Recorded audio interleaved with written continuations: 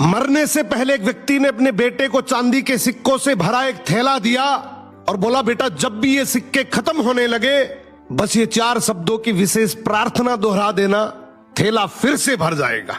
पिता ने बेटे के कान में वो 4 शब्द कहे और सदा के लिए आंखें मूंद ली। वो वर्षों तक उन सिक्कों को खर्च करता रहा। जीवन की चकाचौंध और ऐशो आराम में वो इतना डूब गया कि उसे उन 4 शब्दों की याद ही नहीं रही। उसे लगा कि ये खजाना कभी खत्म नहीं होगा, परंतु धीरे धीरे थैला खाली होने लगा।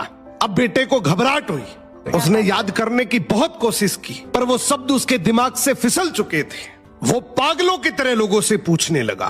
पहले पड़ोसी से पूछता है कि ऐसी कोई प्रार्थना तुम जानते हो क्या जिसमें 4 शब्द हो? पड़ोसी बोला, हाँ मैं 4 शब्दों की प्रार्थना जानता हूँ, ईश्वर मेरी मदद करो। उसने वो शब्द कई बार दोहराए, लेकिन चांदी के सिक्के नहीं बढ़े तो वो बहुत दुखी हुआ। फिर एक धर्मगुरु से मिला। उसने बताया कि ईश्वर तुम महान हो, मगर इसके दोहराने से भी थैला नहीं भरा। फिर वो एक नेता से मिला। उसने मजाक में कहा, जरूर ये होगा, ईश्वर को वोट दो। परंतु कुछ नहीं बदला। वो निराश होकर अपने घर की दहलीज पर बैठ गया। तभी एक भूखा भिखारी उसके द्वार पर आया।